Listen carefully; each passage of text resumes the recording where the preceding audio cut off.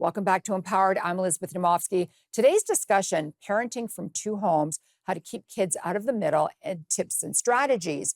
Now, before we went to break, or a few questions before, you were talking about not sharing so much information with the kids. They don't need to know who had the affair. They don't need to know whether you have any money or whatever. But then this delves into, what do you do when your child tells you that the other parent is speaking badly about you? I think this is the part two to that one. Yeah. And, we always say that, separation, divorce, co-parenting 101 is to leave your bad mouthing out of your children's ears. They don't need to know that.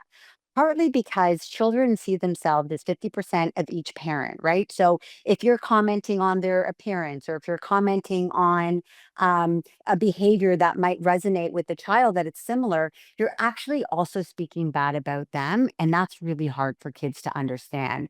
So it's really important that you stay calm, that you don't become defensive right away and trying to sort of prove that you are, not all those things, and validate your child's feelings. So you can't control what the other parent is saying, but you can say things like, I am so sorry that you had to hear that. That must have been really hard for you to hear that about me or the other parent. I'm really sorry that you had to experience that.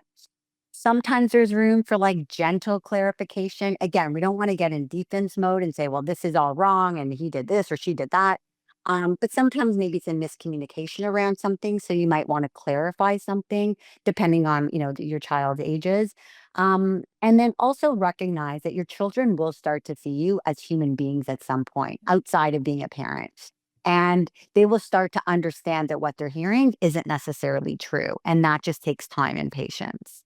And I just want to add to that, because a lot of people would get angry too. So how do you just hold back that anger when, as you said, you've got to stay calm? How do you hold back the anger?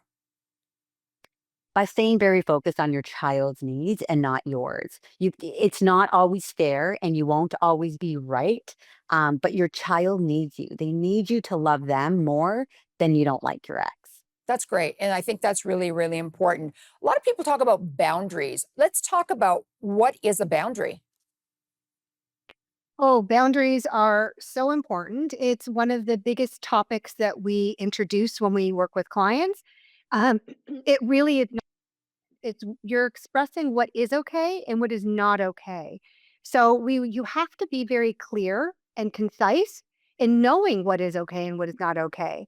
So for example, if your communication is all over the place and it's quite confusing and you realize that the only way to really communicate efficiently and effectively would be through email, and the other co-parent is sending text messages and phone calls, and you are getting extremely annoyed and frustrated, the way that you set a boundary is by emailing them and say, I will only communicate through email. This will be the only way we'll do this.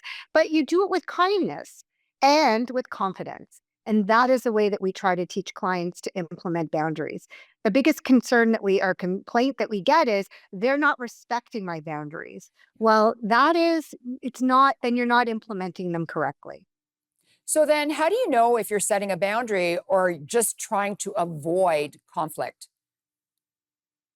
Yeah. So, as Gabby said, boundaries are very intentional and there's purpose behind them. Whereas when you're avoiding something, it's fear based. You're doing it because you're worried about their reaction, things that they're going to say or do. So you avoid it and you don't do anything about it at all. And really the difference is that boundaries are kind of the long term clarity and avoiding is very short term in the moment so that you don't have to deal with their reactions. A good way of sort of, understanding if this is your boundary or if you're avoiding is to ask yourself a question around like, am I protecting myself or am I hiding from dealing with what I need to deal with? And if you're hiding, then chances are you're avoiding and you're not upholding your own boundary. And I think the key is too, you've got to be brutally honest with yourself and not think about the other parent. Well, absolutely, because again, boundaries are not agreements. When you're setting a boundary, you're restricting behavior of the other person, and no one likes their behaviors restricted. So they're going to resist. Yeah. And so you need to be very clear around, why am I doing this and why am I protecting my emotional well being? Okay, so when we come back, we're going to discuss the difference between parallel parenting, which I'd never heard of before, and co parenting, which most people use. So please don't go away. We'll be right back with more.